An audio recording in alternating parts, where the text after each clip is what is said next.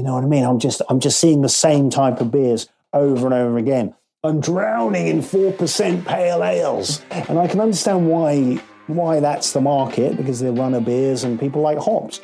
But for me personally, that's sort of the last thing I want to do. And if I'm able with Sunken Knave to create my own beers, I don't want to compromise on that, even if it means I only produce about 3 or 4 beers a year to begin with.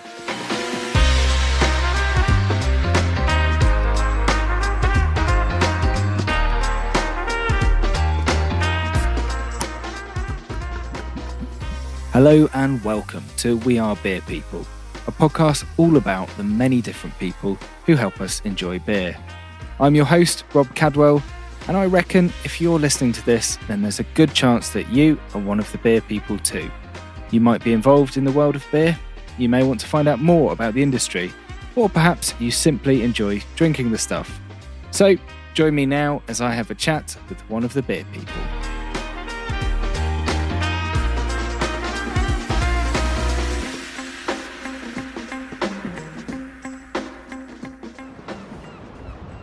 As a nation of drinkers, we're a bit like a seagull eyeing up a bag of chips as we're tempted again and again by the plethora of pale ales, IPAs and lagers. And you only need to look at the range of beers on the shelf or the lineup at a bar to see the popularity of these. But there's something to be said for a more understated, quietly confident beer that draws upon a long thread of local and British brewing history. And today's guest is a big proponent of well-brewed beers rooted in history. I travelled to Worthing, a town on the south coast of England, on a rainy winter's day to have a conversation with Henry Kirk. Henry is a much celebrated brewer that's been at Joseph Holt's, Harvey's, Lane, Fuller's and Ham Brew Co, as well as being the head brewer at Dark Star. And we'll hear all about how he's setting up his own brewery project, Sunken Knave. We had a great chat, we talked for hours and could have talked for hours more. So join us as we discuss Henry's journey into beer, the importance of time, drinking in dressing gowns, how he secured Gale's prize old ale, and his future plans with Sunken Knave. Please note, this episode includes some atmospheric creaky chairs, and we started by asking Henry, why beer, and what brought him here? I think like a lot of people, I got into sort of like real ale and things like that very sort of later in life. You know, I think in my sort of clubbing days, it was a lot of Smirnoff Ice. It was a lot of Red Stripe. There was a lot of, drinking just to get drunk. I'm ashamed to say now. But as I grew older, I sort of developed. I'm talking my early 20s. A big moment for me was I was living in Brighton, around the corner from the train station, and you got the Prince Albert pub there, which is an amazing pub under the on Trafalgar Street, and it had Dark Star beers in it. And so the home of Dark Star is the Evening Star, of course, which is about a 5-minute walk up the road. But at that time, they didn't really want 21, 22-year-old idiots like myself in there. It was a little bit frosty, shall we say. You weren't their client market. Exactly, whereas the Prince Albert is this big old pub. It's really huge for its music. And it was basically like my living room.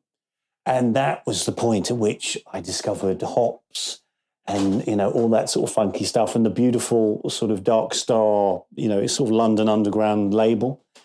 And that sort of started me down that road. And then fast forward a few years and I'm managing a shop in Chelsea and I'm at a house party of a colleague in Putney, of all places. And anyway, her flatmate was from Melbourne, and he was telling me how he was. So this is sort of 2006, 2007. So only at the sort of very earliest murmurings of the craft beer revolution in the UK. And anyway, he's saying how in Melbourne there were all these incredible brew pubs everywhere, and they all had really strange names and strange beers, and they sounded like a real mix of like a speakeasy. One of them was accessed down this little alleyway, and you knocked on the door, and then this fire escape opened, and you went in. And I was like, oh my God, London needs this. In the sort of idiotic, like ambitious, like foolhardy way that you can only decide when you're 25 and you have no idea of the difficulty that is involved in brewing beer and stuff like that. So off the back of that, I decided to go to Heriot-Watt University. So I studied brewing and distilling. Had a wonderful time at Heriot-Watt. In the summers there, I worked at Harvey's Brewery, which is near us here in Sussex. St. Louis, and then also Joseph Holt's Brewery, and got a real feel for the ales and the family brewers and things like that. So it was all down to that meeting of that one guy, that one flatmate. I can't even remember his name, but thank God for him, because that sent me down the road, and here we are 16 years later. It's amazing, isn't it, those sorts of moments where you can dictate a lot after that. Yeah, exactly. And it's sort of astonishing now looking back on it, but somehow I went for it.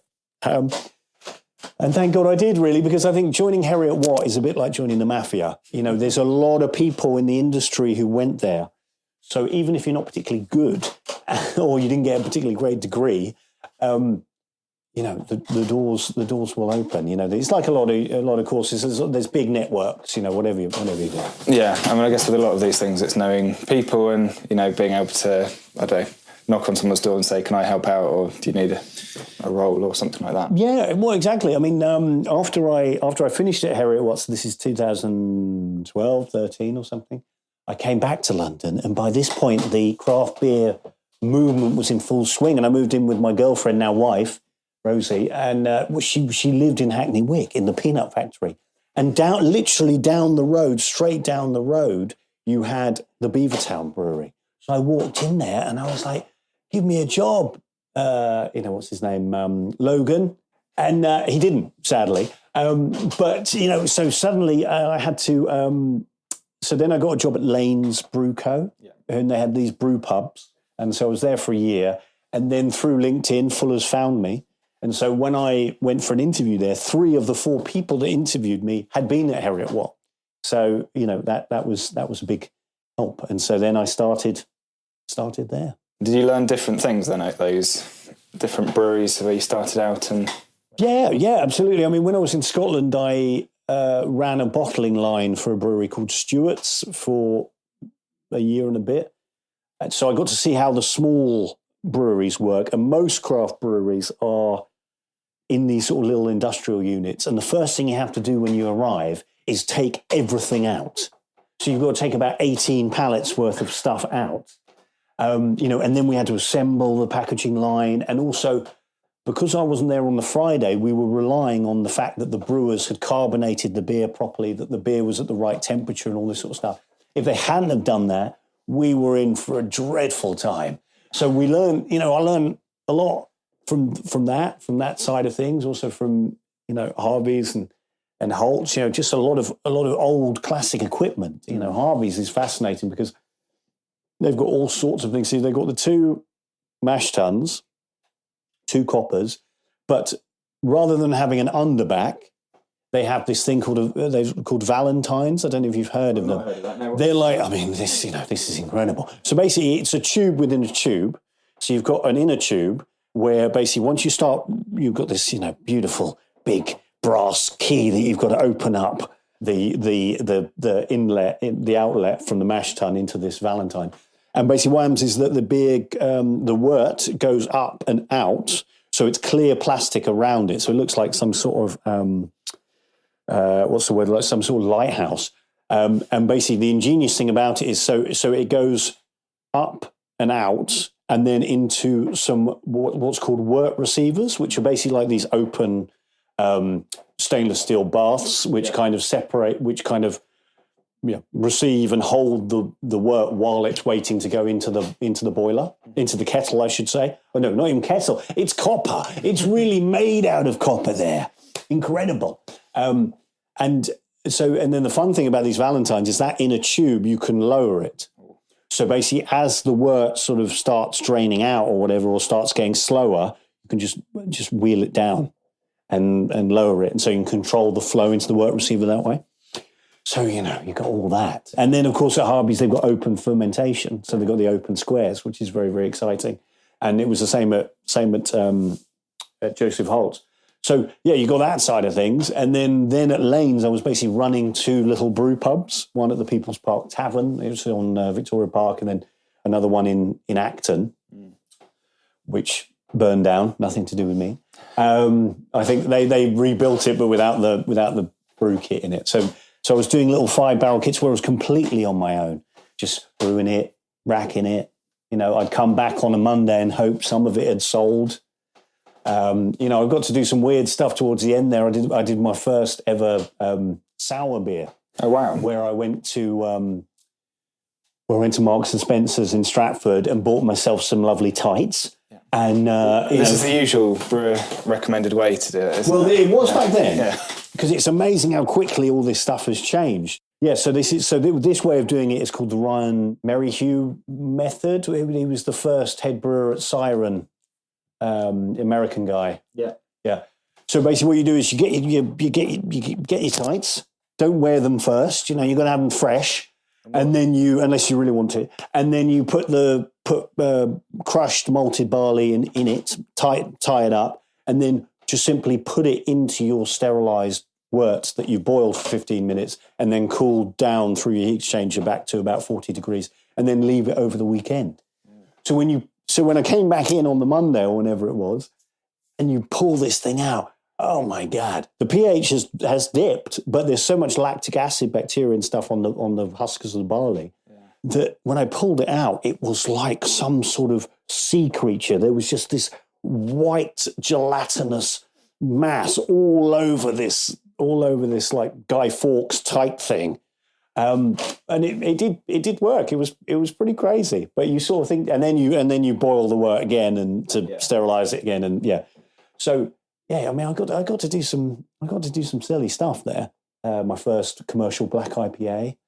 What year was that? So this is 2012, 2013. Yeah.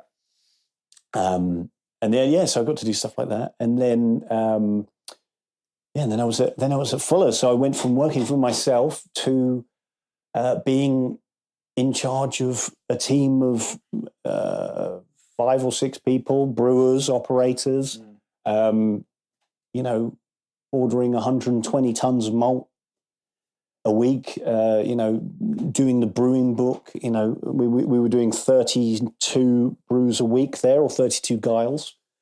Crazy. I felt like the biggest imposter who had ever lived. You obviously went from, I guess, smaller brewers like that. You'd been at a family brewer at Harvey's. What was it like then going to a brewer like Fuller's? And what did that sort of bring in for your brewing journey? I think what's interesting about all this stuff is that when you're starting out, especially as I did in brewing later in life, so when I was at Heriot Watt, I was pretty much 8, 9, even 10 years older than a lot of my fellow students. You sort of feel like you need to catch up pretty quick. So then when I got the job offer from Fuller's, I was absolutely astonished. It's a bit like the game of life. You feel like you've done the lucky roll of the dice or the spin, and you've gone from, literally brewing 5 barrels in the middle of nowhere to going into Fuller's. So, that was a huge thrill. Obviously, the reality was very different from that. It was pretty intimidating. It's pretty, you're also, I think the interesting thing about family brewers is that they're very, very hierarchical in a way that other breweries just are, especially craft breweries just aren't. So there was quite a big class divide, should we say. I very quickly realized that you had to make friends and keep on side with the guys who had come up from the operator level and made their way up, from there. What I used to call the NCOs, the non-commissioned officers, because they were the ones who really knew how everything worked, and they were usually pretty grumpy and felt pretty unloved. But they were the ones, and still are actually, the ones that keep the whole place running. But yes, as you can imagine, in a place where there's a family, it's a bit strange. It's a bit strange. There was definitely, yes, it was odd. I think if you didn't talk proper, you weren't going to get anywhere. higher than where you were. And, that's obviously, that's a real shame, but that's kind of how it was. I mean, these breweries aren't quite as bad as they used to be. I remember I worked, my first ever beer of work experience was at Hall and Woodhouse. And, they used to call, you'd call the family members, Mr. Edward or Mr. Robert or Mr. Henry, kind of weird sort of deferential thing. So that side of it wasn't fun, but it was still an amazing time. I still had a great time on the whole. There were some grim moments. I mean, I did make some hilarious mistakes. Well, they weren't very hilarious at the time, but it's a big old kit. You're going from brewing 5 barrels, so that's 8 hex, 800 liters, to like 1,000 hectoliters. But yeah, so it was. But I wouldn't have missed it for the world. That's it, yeah. But they always say they're the learning experiences, I guess, when you do those, and you probably don't forget them. And I mean, my colleagues then would probably say that I kept making those mistakes, but at least I tried. I mean, I still lived in Hackney for a while before I moved to Worthing, and I mean, when I was doing early shifts for a year, early and late shifts, so that's starting at 5 o'clock in the morning till 1, and then 12 till 8 is the late shift. And to begin with, the first couple of months, I was cycling in. So I was cycling from Hackney to Chiswick.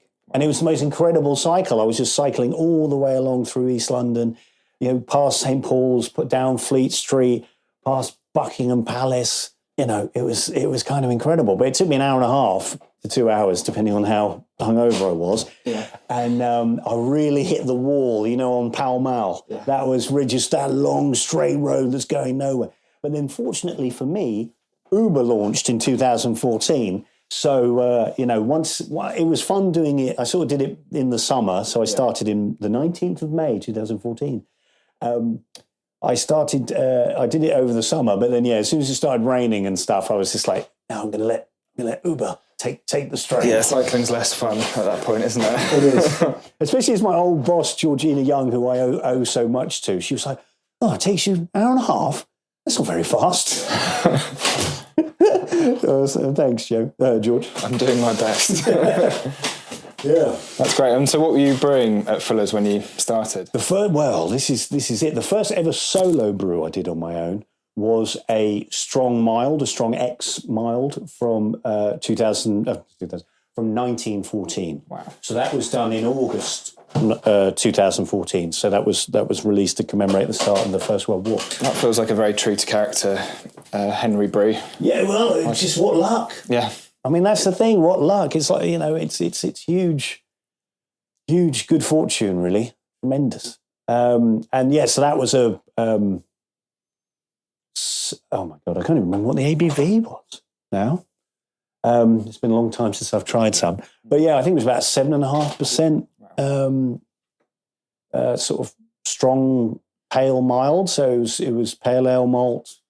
A lot of invert sugar, whole IBCs, 1,000 litres worth pumped in, loads of Goldings. And it was just a bottle condition. So it was a tremendous beer, really. And that was part of the Brewers Reserve sort of series that Fuller's were doing at the time. Another real slice of luck that John Keeling, the head brewer at that time, was a real, he was a real advocate for bringing back beers from the Fuller's archives. So they employed Ron Pattison, who's this famous beer blogger and a hero of mine, to develop, to decipher the old brewing books. So you can imagine they keep at Fuller's back then underneath what I used to call the Queen Mother's living room, which was, this huge long room where the family used to entertain people.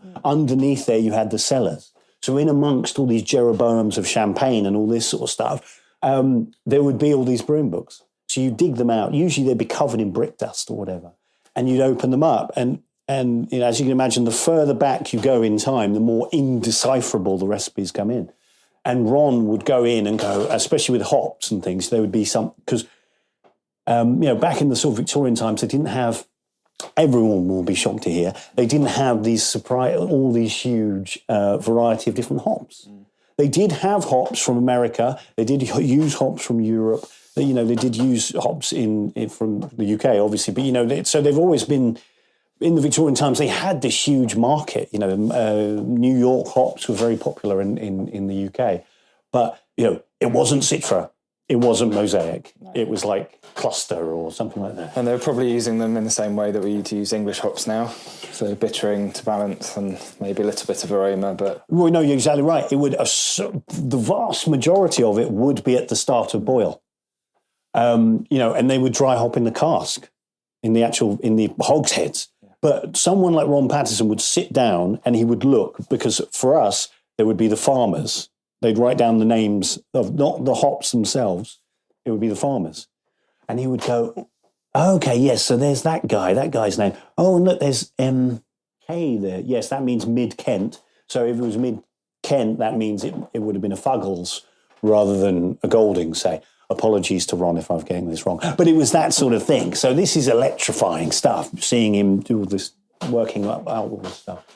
So it's, so to be around that and be involved, I mean, they did a double stout that was really great, which was really popular. Actually, they brewed it again. The Old Burton Extra, which was an incredible beer. I personally did a 1909 Pale Ale, which was 9%, and loads of invert sugar, just pale malt, Golding, stuff like that. So it was the Brewers Reserves and Past Masters. So the Past Masters was the main was the main sort of bringing back, resurrecting of old recipes from the Fuller's Archive. The Past Masters was more the barrel aged kind of thing, where they would get John Keeling, as you can imagine, has all these connections with all these various people. So we had all these various whiskies and things, whiskey barrels that would come down, and we'd age beer in it. Usually the sort of Golden Pride worked 8.5% for like a year or two, or so the barrels would be all over the brewery. They'd be like stretching out and about in the packaging areas and stuff like that. And we'd think, oh, do we bottle it now? And we'd be like, oh, can we be bothered? Oh, maybe we'll do it in a month or next year or something. So that was a lot of fun, all that stuff. That was my first brew, the 1914 X. And was that when you first got into older, more traditional styles of British beers, or had you had a view into that before? That's a good question. I don't think I was into it quite as much as I began to be into it. I mean, I think at Harvey's they had their barley wine, which is their Elizabethan ale. Yeah. So I think that's a wonderful, wonderful beer. I'm not sure if they do it anymore. That was a sort of 8% barley wine kind of thing. Really, really wonderful beer. So I think that was the first stirrings. But, I was mainly just sort of drinking ESB and, London Pride and sort of bitters rather than older stuff before. Yeah, I would say. And you mentioned like Georgina and John. Were they people that were really key to you kind of growing and developing as a brewer? Oh, 100%. I mean, God, I used to have terrible rows with George.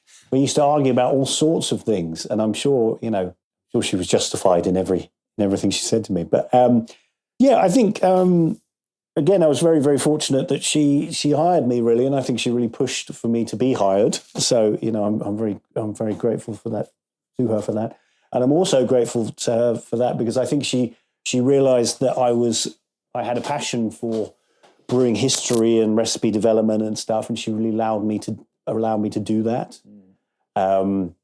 Compared to other stuff that I should have been good at that I wasn't. Plant maintenance or understanding exactly everything that was going on in the brew house, because I think because I went in as a management level, that was my job as a team leader. I didn't have the guy I was replacing, Brendan Bray, the incredible Brendan Bray, who'd been there for 48 years. He joined when he was 14 and retired in 1966 and retired in 2014 when he was 62. Every time I see him, he just looks younger. Replacing that guy. Yeah. You cannot replace that guy. He was there when everything was installed. I mean, he was there. I mean, it's mind-boggling. The bloke just knew everything. I remember I only had 3 months with him before he left. And, we'd be talking about something. He's like, oh, yeah, I told them in 1978 that wasn't a good idea to be there. And I was right. And I think, so I didn't have a lot of time to really learn all the various processes that all the operators were doing. Yeah. And, so I really leaned upon a lot of the guys there to do all the hard work. So I was, and George, rather than just getting rid of me, allowed me to sort of expand into coming up with new beers and what I was really passionate about. And, in hindsight, I'm very, very grateful and fortunate to her that she saw that in me, I think. Yeah, absolutely. And were you involved in like the prize old ale at Fuller's at the time, the sort of first time that came round? So we had, no is the answer. They had, so I joined in May 2014. So by then, I think they'd done their last bottle release, I think in 2011. Mm-hmm. So by the time I rolled around, these 40 hectolitres in the tank, in the tank room, in the maturation area that I've spoken about at length, had been undisturbed pretty much for like 3 years. Yeah. So that was but as part of all this past masters and all this stuff, I was like, well, look at this. Look at what we got down here. Why don't we do that? But for whatever reason, poor sales and the fact it was a Gale's beer and, at that time, 2014, sour beers are not the exciting, they're a scary, weird thing. Hazy IPAs in 2014 was not a thing in the UK. Yeah. It's amazing how much things have changed. Even just, in the past, looking back 5, 6, 7 years. So there was a lot of nervousness within Fuller. So it was, it was a hard road to get it back and out there. Absolutely. And how did the opportunity come around to go back to Dark Star, back to the brewery that maybe started it all for you? So I went to, again, Heriot Watt connection. I went to Heriot Watt with Andy Patterson, who's now at Lannemond and is now known as Lalamandy. That's his name now. Like Madonna or something. He just goes by the one name. And he had been at Dark Star, head brewer Dark Star. And so this is towards the end of 2017. And he just sort of rings me up or messages me and saying, look, I'm leaving Dark Star. Are you interested? And by this point, I'd been living in Worthing, commuting up to London every day, which was a bit of a mission. And I'd loved Dark Star for a long, long, long time by then. So I sort of got in touch with Dark Star. And, by this point, my wife was pregnant and with our second child. And I was sort of thinking I kind of need to be, as much as I love it at Fuller's and I love everybody there, I kind of need to be less than 2 hours away if something happened. So I applied and I went to see them. And I got the feeling that things were in a bit of disarray. It was the brewery at that time, ended 2017. It was packed with stuff. It was just like, and I don't know, it was just, I just got this, maybe this is hindsight, but it seemed like something was up. Anyway, I didn't hear anything back from the guys at Dark Star, and so I thought, oh, well, they must have just hated me. That's fine. But then a few months later on, I'm brought in. Georgina wants to see me, and she comes into. I go into her office, and she says, "Oh, well, Fuller's are going to buy someone near you." And I was like, "Oh, who is it?" It's got to be Dark Star, right? And she was like, yes, it is. And we want you to go, because they don't have a head brewer there, so we want you to go down there 3 days a week and help them out while the sale goes through. And I was like, oh, okay. Well, George, I just have to tell you that I had applied for the head brewer job there. And she was like, oh, so that's why they all know who you are. And I was like, yes, okay. But then before I went there, I had to sign an NDA, a non-disclosure agreement. So when I got there, I couldn't tell anyone why I was there. So I was there, and they were like, oh, you're the new head brewer there then? And I was like, no. It's like, what are you doing here? I don't know. So, you know, it was just like, so I was there. I did that for about 4 or 5 months, I think. Possibly, 3 or 4 months. Yeah, because the sale was announced. I think they announced the sale in April 2018, I think. Yeah, so I was there just basically brewing while the other 2 guys, the wonderful Alex Coulthard and Daryl Mills, just did everything else. So I got to brew at Darkstar. I got to make all this hop head, and they got to teach me. And again, learning a different kit, you know, but all the wonderful brewers who've operated on that kit, you know, you got Mark Tranter, you know, Andy Parker did his first when he won in the homebrew competition. Yeah. You know, he brewed on it, his red ale there. Andy Patterson, of course.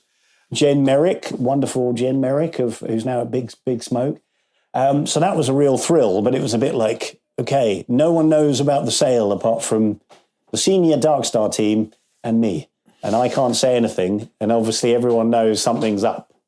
And unfortunately, I was there when they told everybody, and you know, I was told to stay up on the platform because at Darkstar you had this big staircase that led up to the brew kit. They were like, just stay up here, and sort of 15 people got made redundant. I mean, they all got looked after, but it was still a very very sad time, as these things always are. But I suppose my feeling was, you know, with the senior management there, they were just exhausted.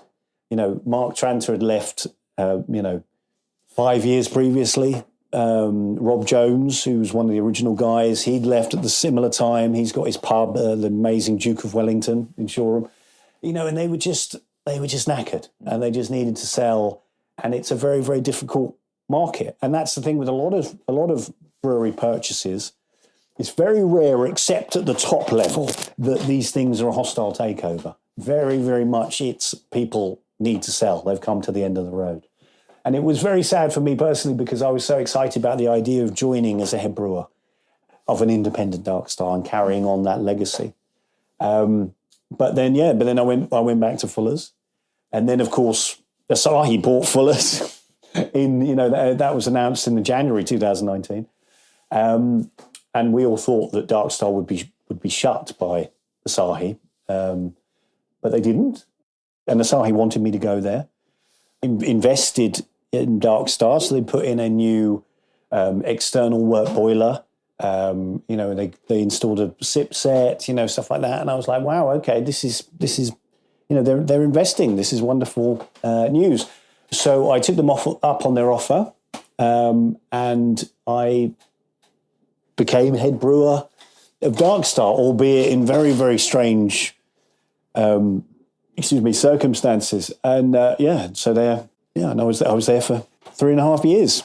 When you were there as head brewer, were there any kind of things that you had to bring in you talked about it maybe being quite busy and in disarray. What did you have to do to do that, or had that work already been done? No, we had to, I mean, it was pretty much ground zero. So there was a gentleman there called Duncan, who's still with Asahi. You know, he was basically like the last man standing. He'd had several battlefield promotions. You know, he'd gone from sort of sales administrator to basically taking care of all of like the Asahi administration, all that frightening stuff, you know, that SAP and all those sort of systems. You know, he was incredible at that. I was, again, incredibly lucky in that our operations manager was a gentleman called John Marston, who joined a few months after me. He's ex-Carlsberg, so he's one of these guys, these non-commissioned officers. He'd started at Carlsberg when he was 18 and worked his way up, so he was running, you know, the canning lines. Really, really sharp guy, really lovely guy. You know, they were doing 1 million cans in 48 hours. So he saw the Darkstar canning line and was, you know, this was like going from a Formula One garage to like Fisher-Price, you know, I mean, this is like crazy. Yeah, so of course coming from Carlsberg, he's big into 5S, big into all those Six Sigma, all that stuff, really ingrained into him. So yeah, together and with the sort of new team that we had to assemble, we tidied up basically. That's what we did. Also because the kit had been really, so they were there in Partridge Green 2009. They really, what we call in the industry, sweated that kit. So we spent a lot of time fixing stuff. So trying to sort out the Lauter ton, which eventually we could never get it sorted.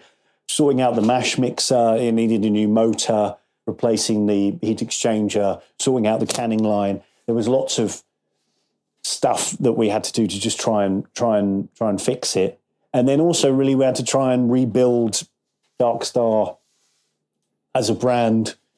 Because I think the two sales had first to Fuller's and then to Asahi had sort of affected how people view it. Because, brewing is very emotional, or beers are very, very emotional.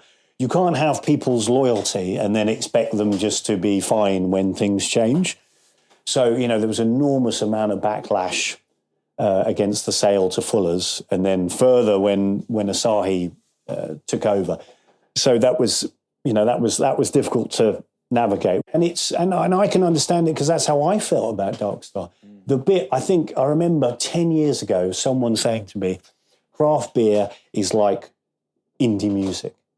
And I think it's very interesting to me that a lot of craft breweries, if they're successful, have a similar lifespan to Dark Star in that sort of 25-year lifespan, because you get your fans, as you can imagine in 1994 in Dark Star when they started pumping out Hophead, and in a land of bitters, I'd have loved it back then, but in a land of bitters, they were doing this really uncompromisingly bitter, hoppy pale ale, with this amazing American Cascade hops coming through. And that would have electrified the scene, right? And so you'd have all those fans and they'd come with you. But then, like the fans of One Direction or Girls Aloud or whatever, they sort of grow up. But I suppose at least with beer, people sort of stay with you a bit longer, but they are older. And you're gonna get the new guys coming through, and but people are gonna have that emotional attachment, because so much of it, as I just said at the start of this, the Prince Albert, that's my memories of Dark Star, of me being a young carefree moron, turning up there. I mean, I remember they had an Australia Day thing where you could eat like crocodile and ostriches, and like they were selling Foster's Radlers for £1, and I turned up in my dressing gown, and it's just, but then after I'd had too many of the Foster's Radlers, I was like, I need a proper drink. So I started drinking hop. You have all these memories. So it's not a surprise, but it's good. Does the dressing gown come out much these days? Unfortunately, it's no longer. It's too threadbare. But I think that's an amazing analogy though about craft beer, and it is, it has its moment, doesn't it, with its fans at the time. But the craft beer scene moves so quickly. But maybe there's hope then that in 20, 30 years' time we have the comeback tour. Yeah, I mean, I think it's. I think you're starting to see this actually. A lot of the older guys. I mean, I'm 40. A lot of these older guys. I'm very involved in our local camera branch here. A lot of the older guys they're big into their hoppy, hazy pale ales, and it's people my age and actually a lot younger who are really reevaluating and interested in the older stuff, much to the amazement and astonishment of the older generation, a lot of whom, I mean, I've heard a lot of people say, look, if keg beer was as good in the 70s as it is now, there may not have been a campaign for real ale. Yeah. So it's a funny one. You always rebel against what the previous generation did. You always want to forge your own path. Well, you should do, I suppose. Yeah. But yeah, you do. I think you do just have a lifespan, I guess. Absolutely. Yeah. Everything's a cycle, from spring to winter. It's the circle of life. That's inescapable. That's why we're back with flares and things at the moment. Oh, thank God. Which, for the listeners at home, that's what we're both wearing right now. And platform shoes.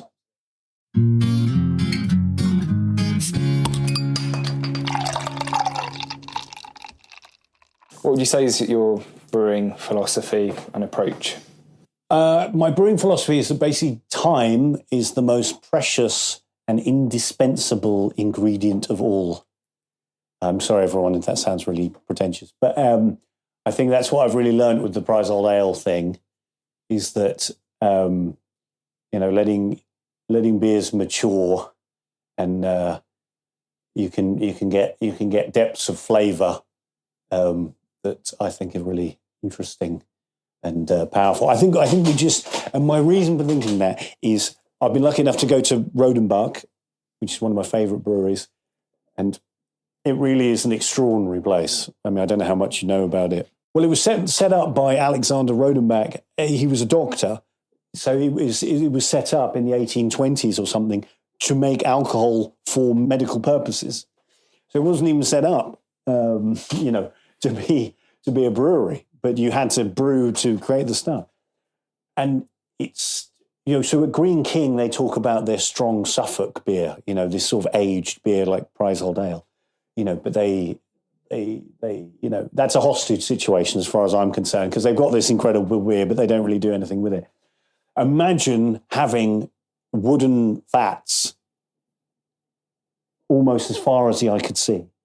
The Rodenbach beer recipe is actually pretty boring, from what I understand. It's like Pilsner malt and a bit of maize and, some like German hops. There's nothing exciting about it. And the head brewer even says that to you when you do the tour. But there's 30 cellars full of all these wooden vats where the beer is maturing. I mean, whoa. And then the Rodenbach Grand Cru is a blend of 18-month-old stuff with fresh stuff and all this sort of, that kind of thing is thrilling. And what makes it really amazing is that in each cellar there's a different smell. You're getting different esters. You're getting different, like sometimes it'll smell like apples, sometimes it'll smell like paint emulsion, sometimes it'll smell a bit sort of almost diacetyl, almost sweet.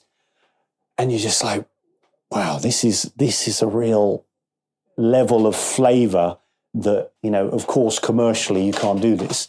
You can't, Asahi can't suddenly be like, we're only exclusively releasing these kind of beers. It's not going to work in a beer format because there's not the sales for it. But, we live in puritanical times in that everyone is very against alcohol for whatever reason. I'm sure it's all justified. But, everything is. I remember when we launched Prize Old Ale at the Harp, a lot of the Asahi guys were there, and all they could talk about was the fact that Asahi Zero was about to be launched. And I was just like, really? Really? Because it's, and I'm not against non-alcoholic drinks. I think, if it gets people drinking in pubs, I don't care what people drink in pubs. It doesn't matter to me. I don't want everyone to be drinking solely 9% ale. I just think that it's important that we recognise that not only does alcohol act as a social lubricant, it's also that sort of really vital midsection in flavour that really just lifts all the various elements within a beer and can really take it to new heights if done well, if fermented properly. We don't want any of that heat. We don't want any of those fusel alcohols. But when you have when you have a beer, a strong beer that's been matured for a long time correctly, it's a really beautiful thing. And that for me ultimately is the mystery of it all, is where that flavour is going to, how it's going to turn out. And in some ways, we're not in charge of that. Like we can have some ideas about where we want to go, or what we did last time, but the beer's going to go where the beer wants to go. Yeah, exactly. Yeah, 100%.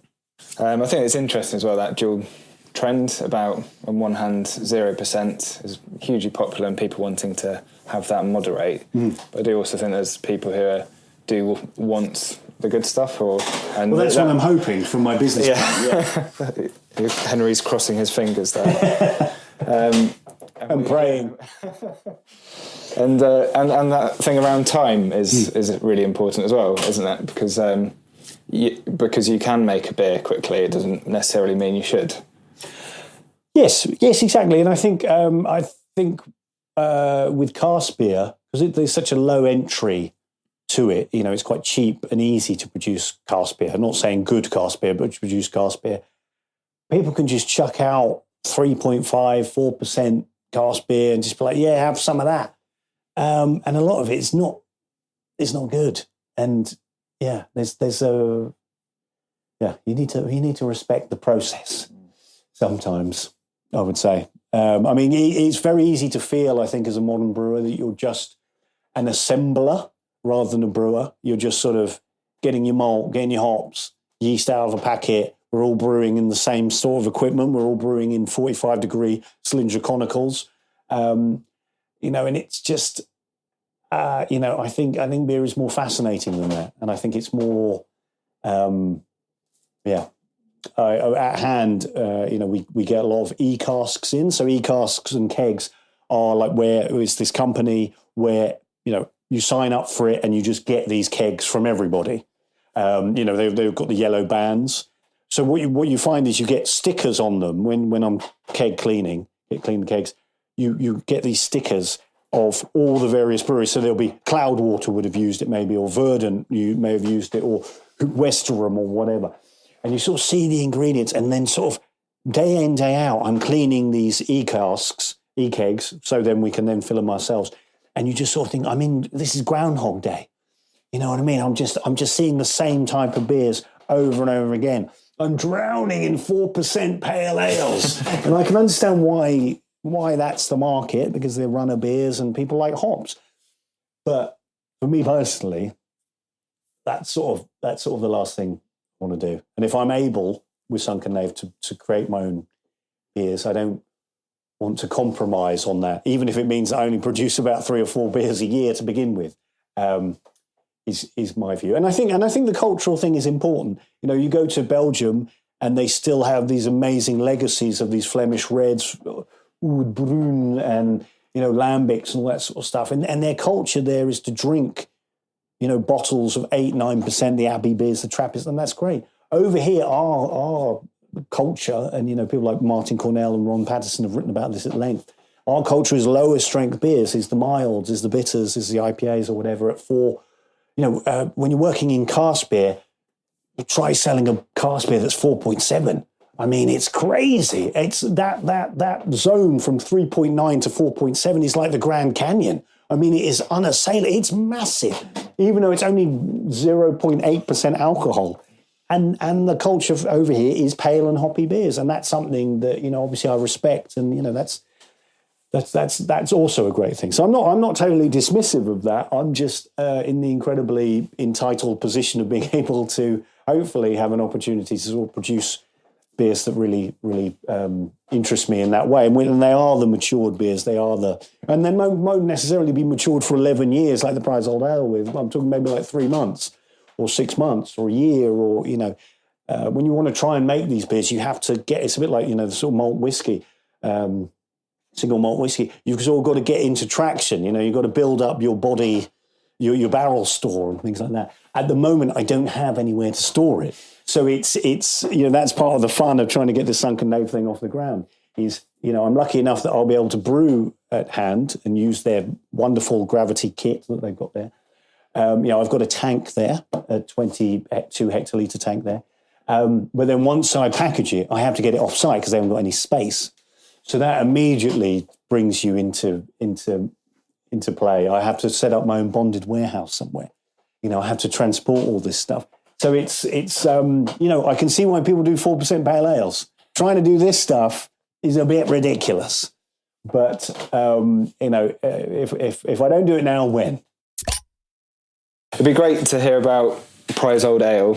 Go back to the start. So how on earth did you find out about Prize Old Ale, and how did you go about bringing it back to life? Well, so Fuller's bought George Gale's brewery in Horndean, which is in Hampshire, in 2006.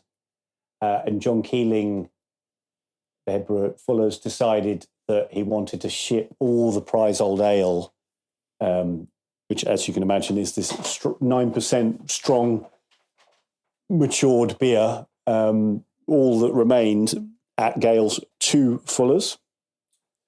So, and then they also took a brewer there. So a gentleman by the name of Anthony Smith, who's still at Fuller's. He's in charge of sort of maturation zone of Fuller's. He was a brewer there. He just started. I think he was there for about 18 months to 2 years. He left when Gale shut. He then moved to Fuller's.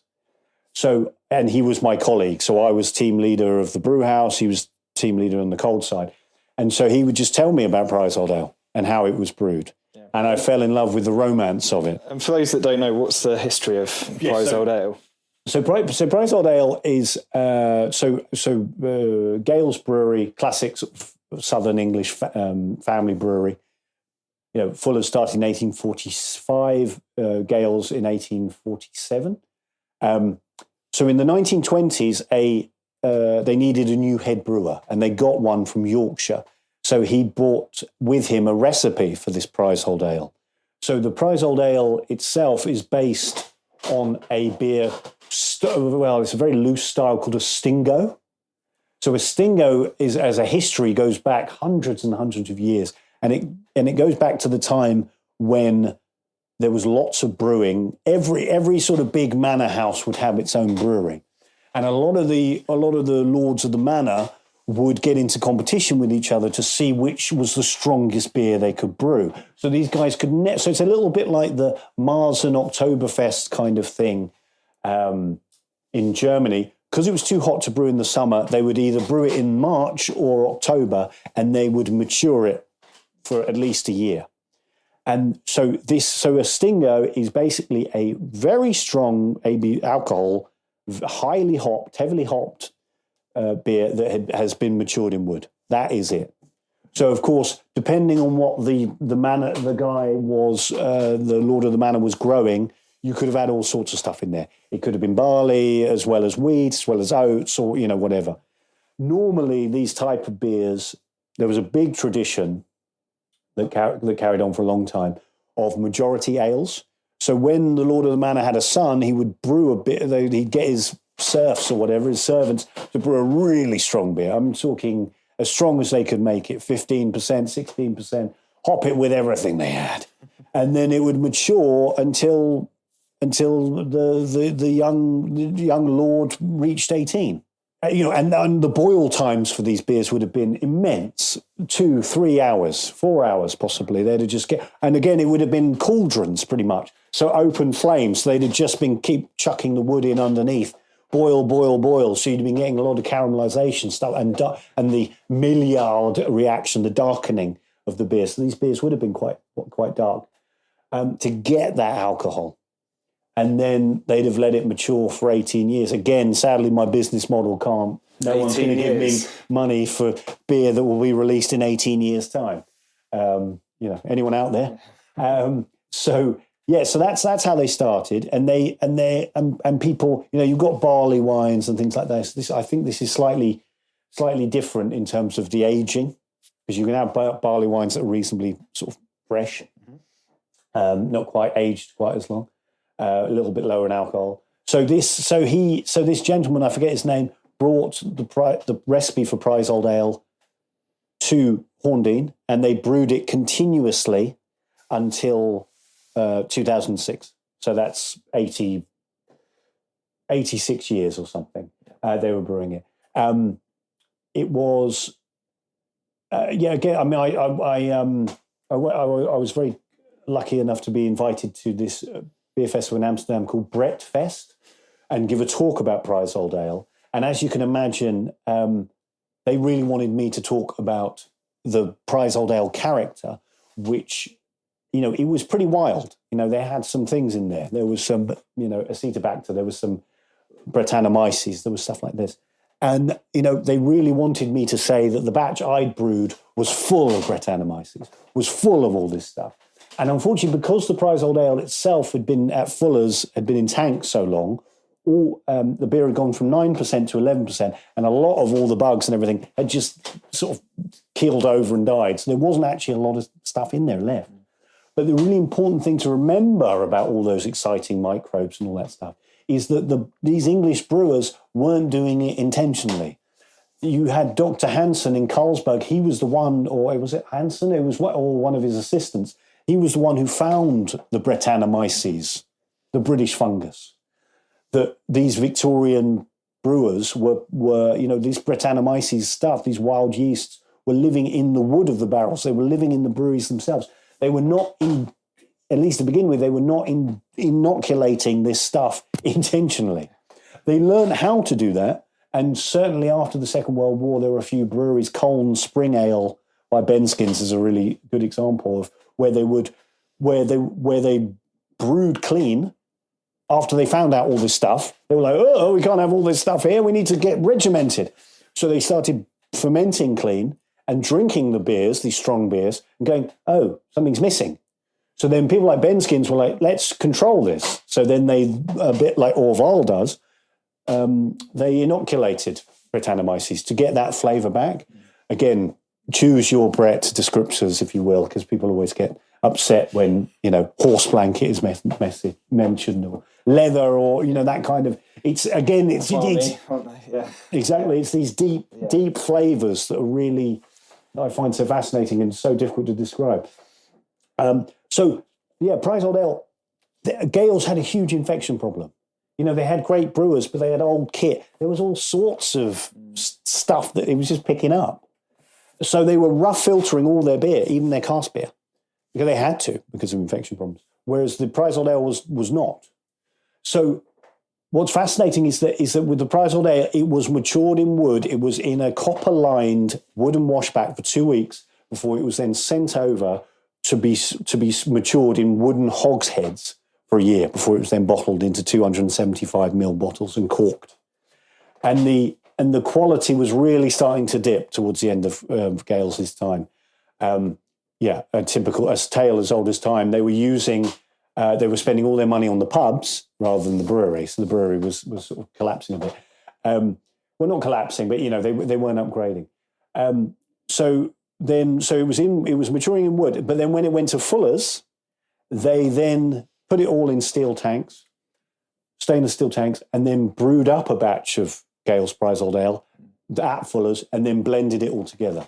So to quote Tyson Fury, this Prize Old Ale that's about to be released by Asahi on the 16th of November, or has already been released, that is a lineal blend of all of that stuff, because that's what they were doing at Gale's. They were blending in older batches of Prize Old Ale with this newer stuff that they were making, maturing it for a year, and then releasing it. So kind of like a Solera style. Exactly. So Solera. I mean, that's my understanding of what they were doing at Gale's. Maybe that isn't. That's certainly what they were doing at Fuller's. I've been led to believe that they were blending as well at Gale's. If I'm wrong, Derek Lowe, Anthony Smith, Moira Williams, please tell me. That's certainly what they were doing at Fuller's. And so you have this tremendous legacy that's going back 86 years.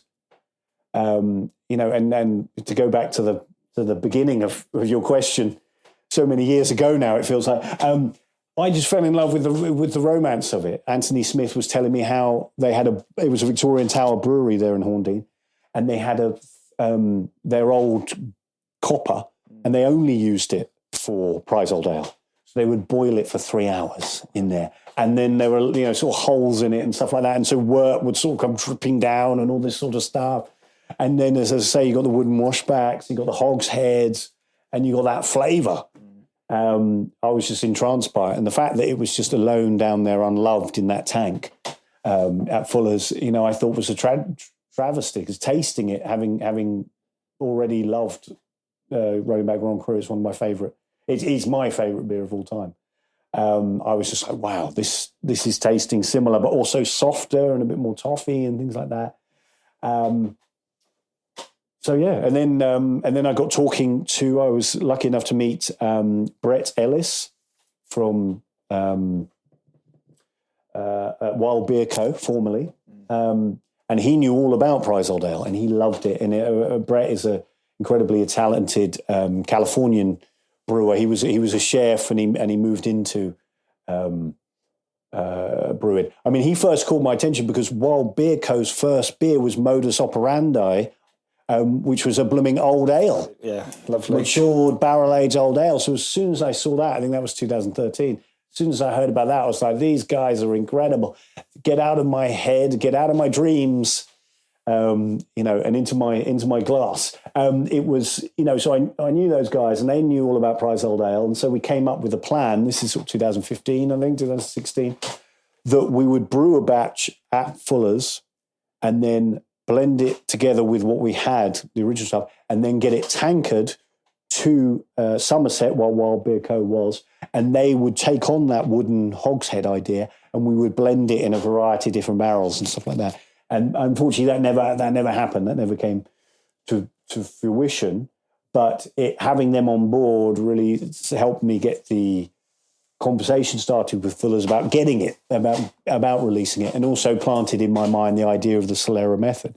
So, you know, I have Brett Ellis's genius to thank for that, for sort of helping me on my way with that. So then you know, things happened with Fuller's, and it sort of slid off the radar, despite me periodically saying, "Can we do this? Why don't we release this? This Prize Old Ale, people will really like it." I mean, then Fuller's have got Vintage Ale, you know, which is their big release, and they had the Past Masters. I suppose it was too crowded at that time. So fast forward to when now I'm at Dark Star, you know, I'm still pining after Prize Old Ale, which I've left behind in Chiswick. And then I hear that they want to get rid of the tank that it's in, because it's right by the maturation sip set, and because they want a water tank there. So I'm like, whoa, no. So talking to Guy Stewart, who's the boss, the brewery manager there, he very kindly agreed to pay for the tankering of it from Fuller's to Dark Star. So I'm there and I put it in a tank. So I'm now finally I finally got my baby home. You know, nobody leaves Prize Old Ale in the corner. So I've got it. And so this is, when was this? This was it was some point in 2020, I think just before COVID. You know, I had it. And then obviously COVID happened and you know, we were, you know, that killed everything, all plans for a while. I then made the mistake of talking to Asahi and sort of saying, look, I need £15,000 for a wooden washback. If we're going to do this, we need to maximize the complexity. We need to really go for it. And of course, Asahi, being a normal company, was like, whoa, no, what? No, absolutely not. What are you talking about? I was like, but the complexity? And that basically, my mistake kicked the plan into touch for about another 18 months. And slowly, after whispering to them and calming them down for a while, I managed to say, look, sorry about the whole wooden washback thing. That was me shooting for the moon. And I ended up in a black hole. We'll just do it in stainless steel. Just let me brew it. It's a cheap beer for you guys to make. There's no seriously expensive hops. You know, just let me do it and I'll blend the two together and I'll bottle it by hand myself. And, you know, it's low risk. Okay, we're only talking, you know, I've got 4,000 litres already of the original stuff. I'll make another 4,000 litres. You know, it's not a lot of beer. You know, it's low risk. So they agreed. And then so, you know, Anthony Smith had been helping me throughout all of this stuff, giving me all this information. He truly is the MVP of this whole story, really, him rather than me. He came down for the brew. I was also joined by my dear friend Jamil Zenishev, who at Fuller's I did a 260 hectoliter sour with, blackberry sour, which was incredible. I'd done that a few years before. And so we and our friend Neil Spake as well, who's a great home brewer from Texas, and we did the brew in April 2022. So that was a seriously emotional day. So Anthony brought down the Gale's yeast from Fuller's, you know, and as you can imagine, they were in 25-litre blue drums. As you can imagine, they were really expanding in the heat. So when I opened them up, it was very wild. So we did the beer. We whacked in. So the beer itself is very, very simple. It's pale ale malt. I chose Maris Otter. That isn't what they used back then. But I was like, look, if I've got one, as I rightly predicted, I was only going to get one shot at this. So I went for the Maris Otter. I went for that really beautiful top of the range barley, torrefied wheat and black malt. That's it from the grist. And then hops, it was Goldings and Fuggles. A lot of Goldings and Fuggles at the start. It was interesting because it's the Dark Star.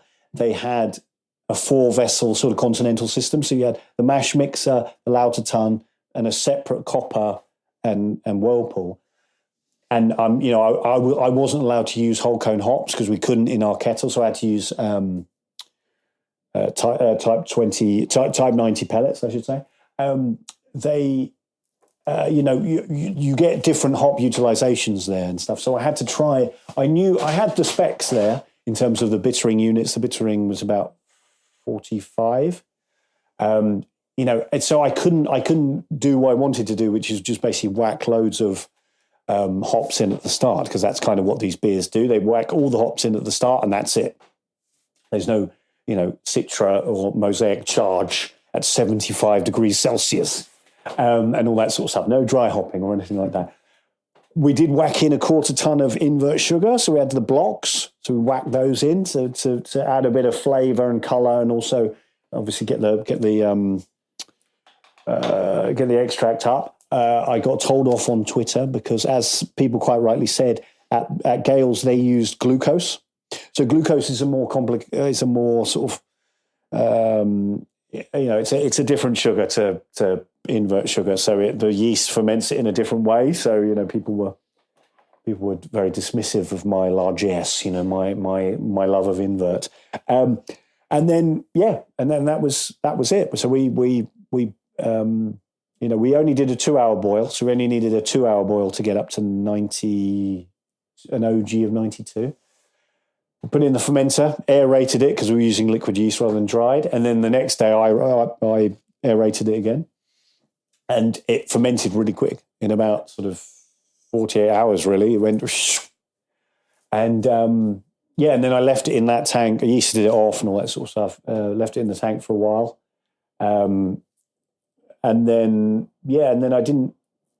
I blended it. So if we brewed it in the April, I blended it together in the May, the 2 tanks.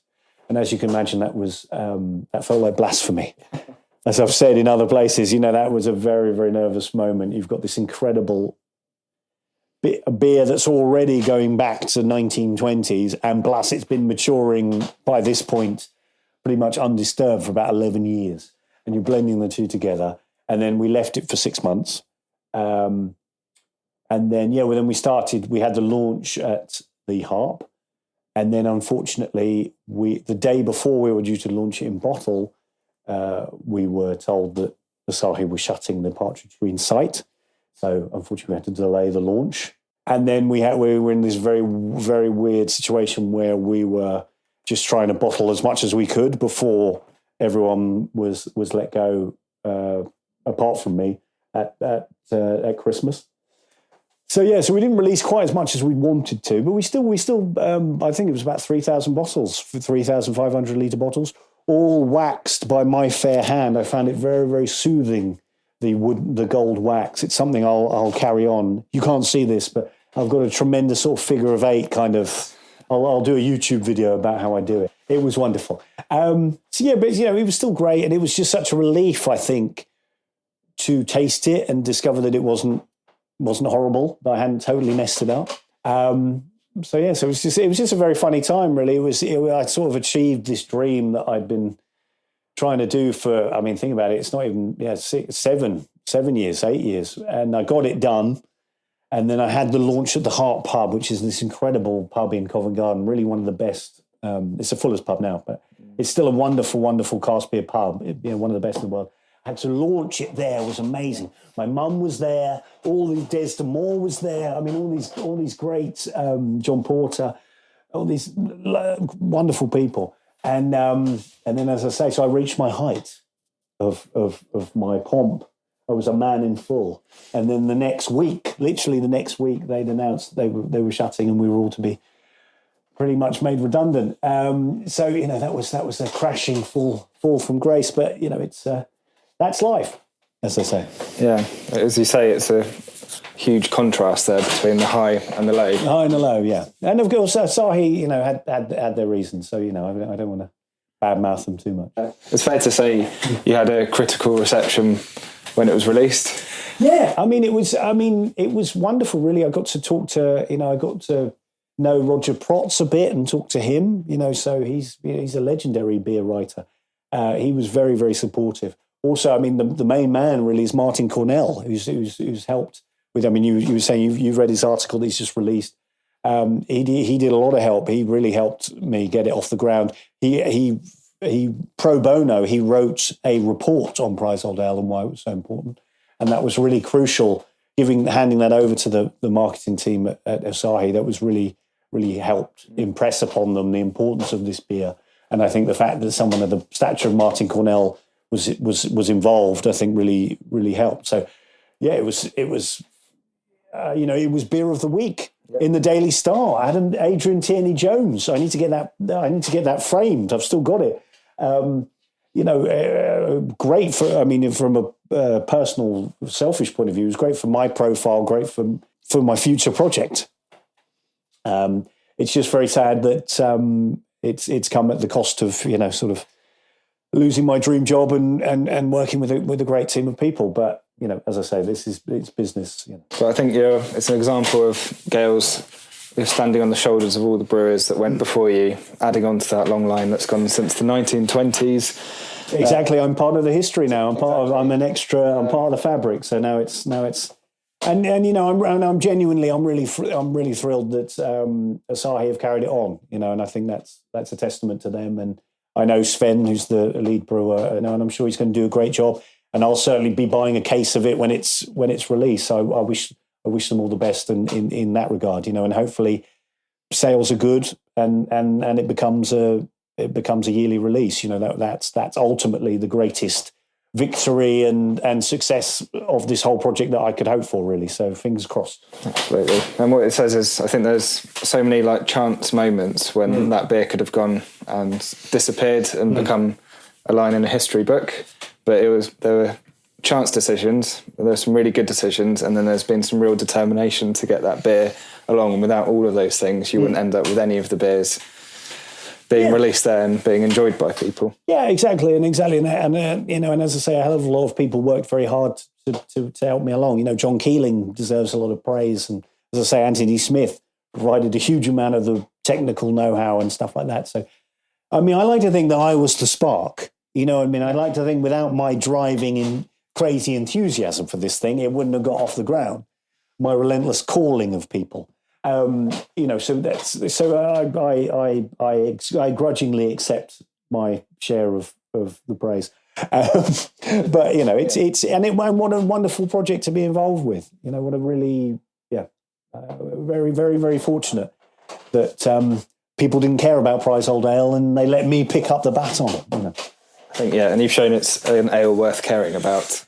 Yeah, definitely, because it's so different from vintage ale that Fuller's do. And again, talking about the strong Suffolk that Green King do, a personal, as I say, a hostage, as I call it. That's a great beer that's not really made that much of. And hopefully people see what I really hope is that people see the success of Prize Old Ale and a lot of these family brewers dig up their old recipes and start doing it again. I've got a friend of mine at a brewery up north. I won't mention it until it's actually released, but he's managed to convince his bosses to do a stock ale in this site. So, this time next year, Rodney, we'll all be drinking 9%, and we'll just be like, why did we never do this? It's just as long as it's not in pints. So on to pastures new now for you, Henry, and you've got a couple of projects on the go at once. Never one to take things lightly, but you're working at Hanbrew as a brewer, and you're also starting off your own project, brewery, Sunken Knave. And can you tell us a little bit about both of those? Sure. Yes, I'm very lucky to be at Hanbrew Co. So the brewery is very close to my house, which is great. Always a big tick. Always I can walk there, or if it's raining, get a taxi. Lazy like that. So Hanbrew Co. is owned by a gentleman called Jack Tavare. I may be getting his surname wrong. I think everyone pronounces it differently. So he's a young guy. I've known him for a long time. He's a lovely guy. He started off. I think he trained at the Brew Lab up in Sunderland, so that's how he got into it. And then he's been a fixture in the Brighton brewing scene. So he was brewing at the Hand in Hand brew pub in Brighton, in the Kemp Town area of Brighton. If people have never been, really go. It is an amazing pub. Rob, you were saying off air that it holds a special place in your heart as well. It's a great part of town, and it's a great pub. And that's sort of where Hand Brew Co. started. And he's built up the business to such an extent that they've now got a brewery in an industrial estate in Worthing, near West Worthing Station, which is a lot bigger. And so that's where I work, and I'm working under the auspices of the head brewer there, Kate Hyde, who's been the head brewer there, I think, since they moved to Worthing. So that's three years. So she's great and loves a lot of really strange beers like me. So that's good. And also for my own career, it's great to work there because it really is a really sort of upfront craft brewery. So they're doing a lot of stuff. My career has sort of been very cask focused. I was lucky at Fuller's because it was a massive place that I was only in the brew house. Once it got into the fermenter, I didn't care about it anymore. It wasn't my problem. It was Anthony Smith's problem. I certainly didn't have to do any packaging, which, as we all know, is the worst bit of brewing, whether you're home brewing or whatever you're doing. So, but now I'm back to being a brewer. You know, these guys are very, very craft focused. So what that means is that I don't have my trillions of little friends, my trillions of foot soldiers, namely my little yeasts. When you work in a cask brewery, yeast does everything for you. It makes the beer. If you're making cask beer, it carbonates it for you. You know, it scrubs oxygen out. I love all those little guys. It doesn't stop me getting rid of them every brew, but, I appreciate them. When you're working for a craft brewery, there is none of that. Because you're forced carbonating and you're kegging, as I say, the first time I cleaned an FV at Hand, I was like, there's too many bits. You've got a carb stone in there. You've got your sample. You always have your sample tap, whether you're doing cask beer or whatever. You're constantly having to put top pressure on the top of the tank. You're really trying to keep the oxygen out there, quite rightly. It's just an ordeal. You're trubbing off the tank. You're getting rid of the hops and the yeast, because they like doing their dry hop beers all the time. I'm like, you never had to do any of this at Dark Star. It's so much more straightforward when you're putting beer into casks. That still doesn't mean that, it's easy to make good cask beer. You still got to have all your best practices. But this is a whole sort of new world for me. So I'm kegging and doing all this stuff. So it's been an education for me in terms of all that stuff and getting beers carbonated and doing all that stuff. So I've been humbled. I've been taken down from my ivory tower, but it's good for me. So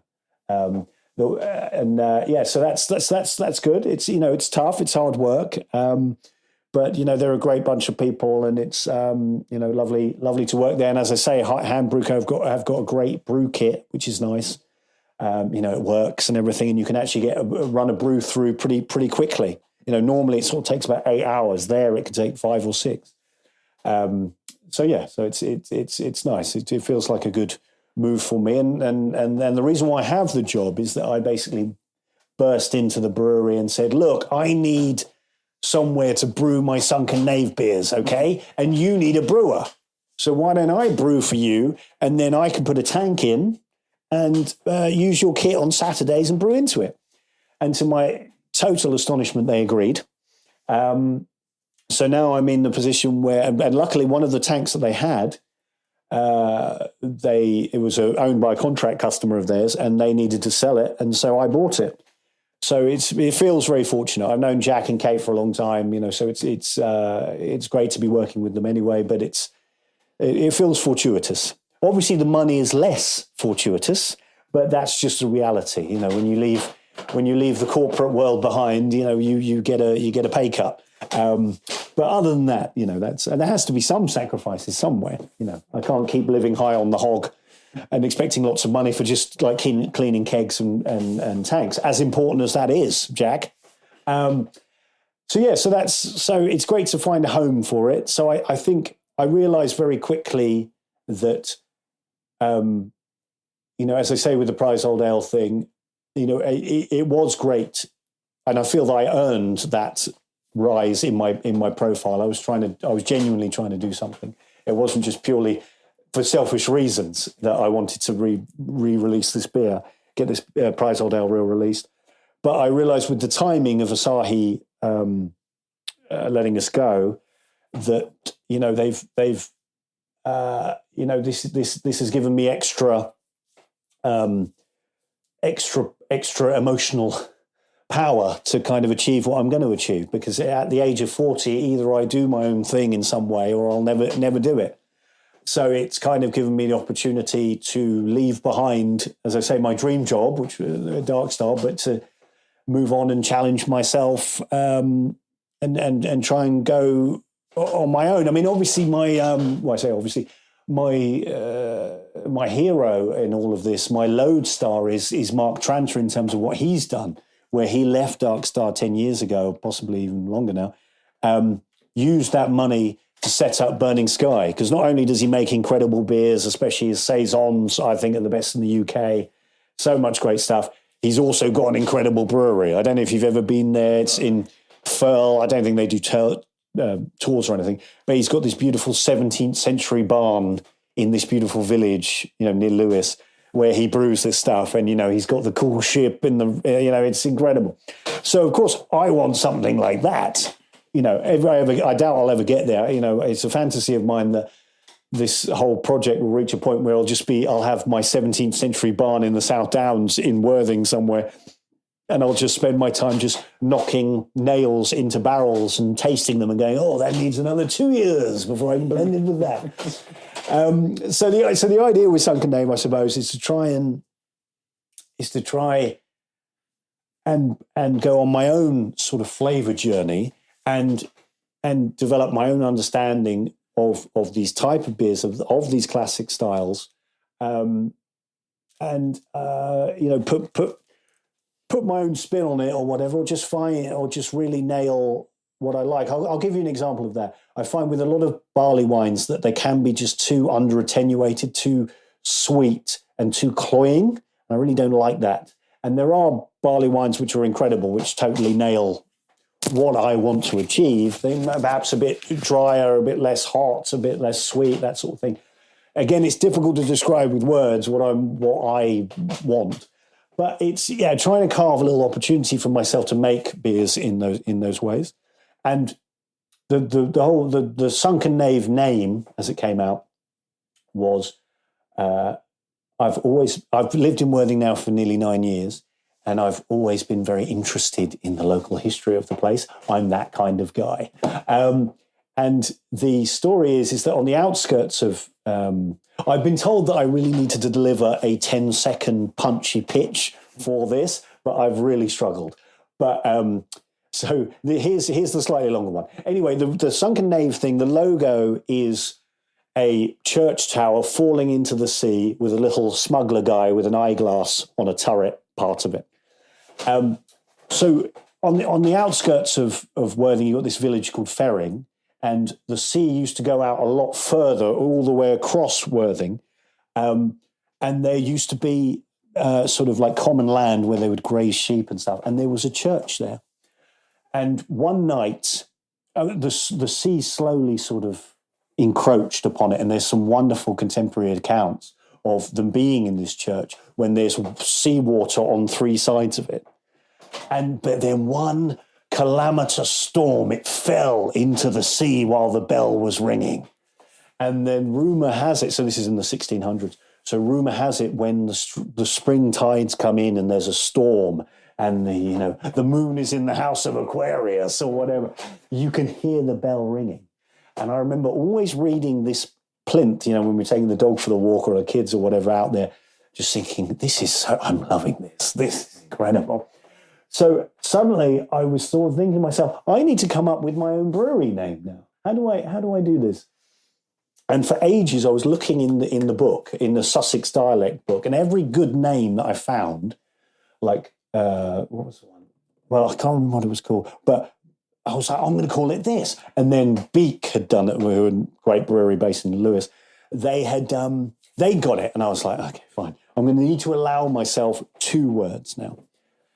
And then suddenly this thing just came into my mind of sunken, and then the central part of a church is called the nave. And another thing about Fuller's, another thing about Worthing, is that there's all these little alleyways called Twittons in the Sussex dialect. And the Twittons is where all the smugglers would have rolled all their French cognacs or whatever along, and these Twittons always end up at pubs.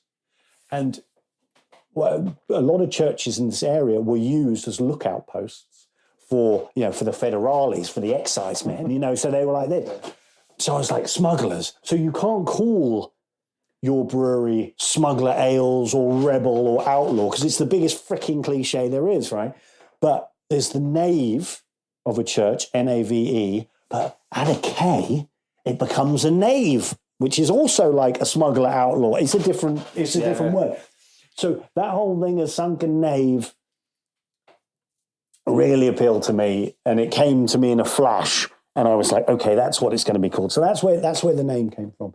And it also sort of coincided with this idea of sunken beers, resurrecting lost styles. And I've been lucky enough to make friends with some sort of local brewing historian guys who run the Worthing Pubs website. Check it out if you're in the area. It's fascinating, loads of photos. And I've discovered that there was various breweries in Worthing, and I have recipes of one of them, which is called Tamplin's. So they had a brewery here briefly. So basically, there's an archive of Tamplin's recipes over in East Sussex. The archive is called The Keep, which is a name that I love. It's near Brighton Stadium. It's near the Amex. And you go in there, and they've got some sort of clues. I wouldn't call them recipes; I'd call them clues.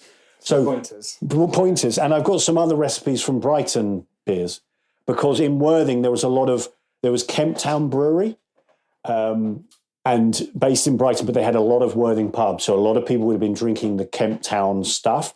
And so they've got their logo is the Brighton Dolphin, which is this real freaky looking dolphin. But anyway, I've got some of their pump clips, and I can see that they were doing double brown stouts and double dolphin, it was called. So I'm basically trying to piece together what they were drinking and brewing and what sort of stuff. And basically, I'm gonna produce. I'm thinking about it, this is like totally pointless. What am I trying to do? But I'm going to try and produce what I think. I'm going to cherry pick from all these influences and produce a beer that I think is a sort of interesting take on all that sort of that hot mess that I just told you. So it's sort of important. It's going to be those sort of styles alongside milds and light ales and things like that, because I have to do some stuff that's lower ABV but it'll be in the classic tradition, I think, rather than the sort of Colonel table beer sort of stuff. Yeah, I love that though. That's all I don't know, very much like similar to Prize Old Ale in the sense of taking something old, working with the history of the place. And you described that so well about the history. I love the names of the little alleyways that people the use. Twittons, yeah. So I've heard of Snickets as the one, which people use to sort of get around the area. But all those sorts of local terms that really represent a place, taking the beers from the breweries that were there at the time, represented the time, and bringing them back for now with your twist, your take, your curation, I guess, of all of that. Yeah. I mean, hopefully, as I say, there's not... I also think what's fun for me about it is that there's never been a better time to brew than right now. We have access to everything. Not only do we... I mean, take, for example, Brut IPA. Some guy comes up with that in San Francisco. Within about 2 weeks, everyone's brewing it all over the world. The internet has allowed all this information. And there's something wonderful about the fact that the detective work to try and piece together this. And also that the answer might be pretty nondescript. I might come up with some beers.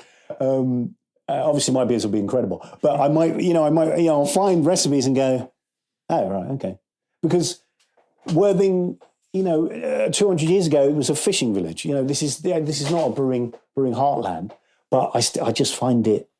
I just find that interesting. And so a big thing that I would love to do, but I think it's commercial suicide, is that around here, you can still see it where there's still bottles of man's brown ale and some blending beers where you'd have like half a bitter and put the brown in there or mild or whatever. I love brown ales anyway, so I'm really keen to do my own version, but I want to see if I can like do some weird thing where it's like, yeah, here's some firkins of my beer, and then here's a case of the brown ale to blend with as well. Right, because that was a big thing. I always remember my background is West London, so my granddad always used to say to me, first of all, he said to me when I was getting into brewing, he's like, there's no money in brewing, why do you want to do this? and in many ways, he was absolutely right. But talking to him about how he drank, it was all light and bitter and brown. And a lot of times they did that because the cask beer was a bit old and wasn't very good. But there's something there about blending again, and it's the culture. Yeah. You know, at Fuller's, I mean, they called it... again, the lads there will correct me, but, you know, if you mixed Golden Pride, which is their 8.5% barley wine, with ESB, which is their classic 5.7% strong bitter, they called it Blood and Pride. Mainly because if you drank some of those, you'd fall over on the way in there and you like crack open your head. Again, drink responsibly. I'm not advising that. So it's that sort of thing. I'm letting out all my trade secrets here, aren't I? But it's that thing that that is interesting. And as I say, I'm now 40. I reached a point in my career where I became a head brewer, and now I've been defenestrated from that. And I'm just sort of thinking, what do I want to do? And can I get away with it? Can I be audacious enough? We'll see. Can you tell us anything about what might be coming up with Sunken Knave, or is that hush-hush at the moment? So there are some really exciting collabs. So I think by the time this will be released, this will happen. So on Monday, I'm doing a collab with Ruth and Andy at Elusive, which is a real thrill, really incredible. And that's going to be a 6% old ale. A lot of my focus is going to be on old ales, again, because in Sussex, the old ale is part of the culture here, especially in the wintertime. The Harvey's Old Ale is the benchmark, 4.3%, nearly 28% crystal malt. Ugh. Medium crystal malt from French and Jups. Don't tell anyone I told you that. Invert sugar, number 4, with all this wonderful stuff. So so there'll be I'll be doing some cask old ales, so that's sort of lower strength stuff, more sessionable old ales. And then this sort of historical stuff. See where it takes me. We've got a difficulty now in that because they've changed the duty rates. Anything that's over 8.4% is full duty, and that is a real problem. That's a real problem. So because it just means, so for example, if I wanted to do a firkin of a 9 and 10% beer, the duty on it alone would be 120 quid. Wow. So, I'm ringing around pubs being like, do you want a firkin of this? Yeah, great. It's 250 quid. Hello? Anyone there? I'm holding a hand phone to my face.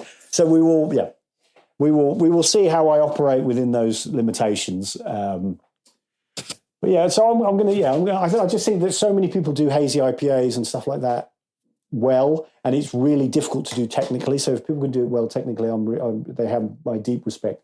I can't do that. I can't afford to do that. These hops are expensive. And in the same way, a lot of people do imperial stouts. I'm less interested in doing that because it's well served. I want to do some other stuff. So watch this space. Fantastic. Thank you very much. So for anyone who's interested in it, where can they follow you and find out more? So I do have a website called sunkenknave.com. There is a sort of subscriber list on there. A few people have signed up. So I am planning on doing a lot of bottling and selling direct to customers if they'll have me. There's the website. There's also an Instagram, Sunken Knave, and X, as we should say. Formerly known as Twitter. Sunken Knave. Yeah. So you can find it all there. I'm hoping to get my first brew in myself before the end of November. Sorry, before Christmas, ideally. So, that's where you'll find out all on the social media. I will also be doing a tasting session yet to be confirmed at the Indie Beer Feast, which is part of Sheffield Beer Week, the 1st and 2nd of March. Go to Sheffield anyway, even if you don't come and see me. Sheffield's an incredible brewing city, pub city. But yes, I'll be doing a tasting there alongside other events. So, 2024 is going to be the year of Sunken Knave, people. So, get on board. Thank you so much, Henry. Really appreciate it. And it's been fabulous to hear about all of your history, experience and journey with beer. Well, thank you so much, Rob, for thinking of me and inviting me on the podcast. And best of luck with your new venture with this. Thank you very much. Cheers. Cheers. Thank you very much for joining us, and thank you too, of course, to Henry for being our guest. You can find out all of the social media handles and breweries in the show notes. And this is the part where I ask for your help. If you haven't done so already, please subscribe to the podcast, leave a review or rating, or share it with others. This really helps us out and helps other people find the podcast, particularly as we're starting out. And you can follow us on social media, search for We Are Beer People, all one word. You can also email us at wearebeerpeoplepod@gmail.com. Let us know what you think. Share your thoughts, and if you have any recommendations for beer people you'd like to hear from. And until next time, don't forget, you, me, us, them, we are all beer people.